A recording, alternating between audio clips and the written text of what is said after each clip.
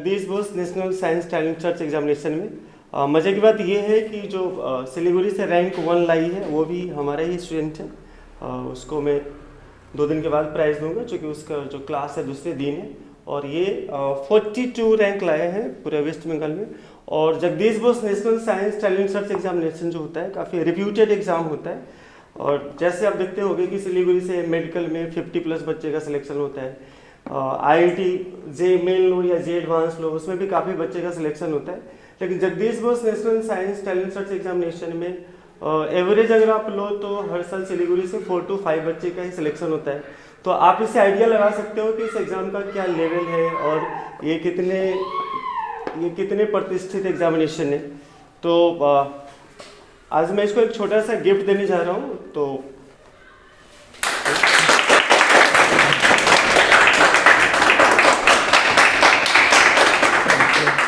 Question में से पूछना चाहता हूँ कि जो आने वाले बच्चे जो 10th से 11th में उठेंगे वो कैसे उस एग्जाम का प्रिपरेशन करें कि उनका सिलेक्शन हो। तो क्या है तुम्हारा इसमें करना।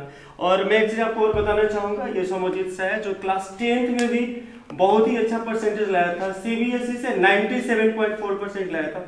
तो ऐसा नहीं कि अचानक से मिरेकल हुआ और इनका सिलेक्शन हो गया, ऐसा कुछ नहीं। पहले से ही काफ़ी इसका फंडा क्लियर है और थोड़ा हट के इसका सोच होता है किसी क्वेश्चन को करने का, अटैकिंग नेचर होता है। क्योंकि मैं इसको पढ़ा रहा हूँ लगभग अप्रैल मंथ से, तो मैं इसका देख रहा हूँ नेचर।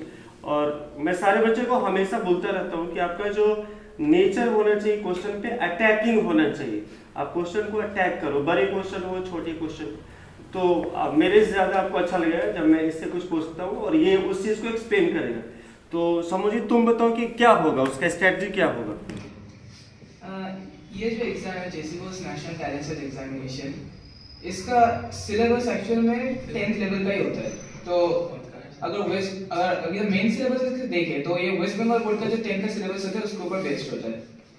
जो एग्जाम का लेवल होता है और पैटर्न होता है तो उसमें ओवरऑल प्रायोरिटी सारे सब्जेक्ट्स का इक्वल होता है। साइंस और मैथ्स, मतलब PCMB, physics chemistry maths biology. और अगर मैं बोलूँ मैथ्स के पॉइंट ऑफ व्यू से, तो मैथ्स का क्वेश्चंस काफी स्टैंडर्ड भी आता है और ऐसा भी क्वेश्चन आता है जो ऑन स्पॉट ना करने लायक होता है। टोटल पेपर में 18 क्वेश्चंस होते हैं, जिसमें से मैंने 14 क्वेश्चंस किए थे और उसके ऊपर ही मेरा रिटन टेस्ट में पहले सिलेक्शन हुआ था। फिर जो उसके बाद का जो स्टेज आता है वो होता है इंटरव्यू स्टेज। इंटरव्यू स्टेज में टोटल 485 स्टूडेंट्स को सिलेक्ट किया था, जिसमें मेरा रैंक था 84।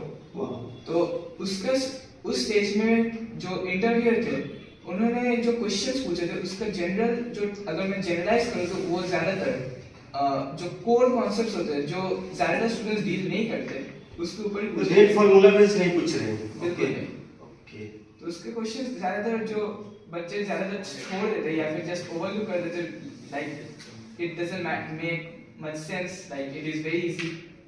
उस पॉइंट से ज्यादातर क्वेश्चंस उठ के आते।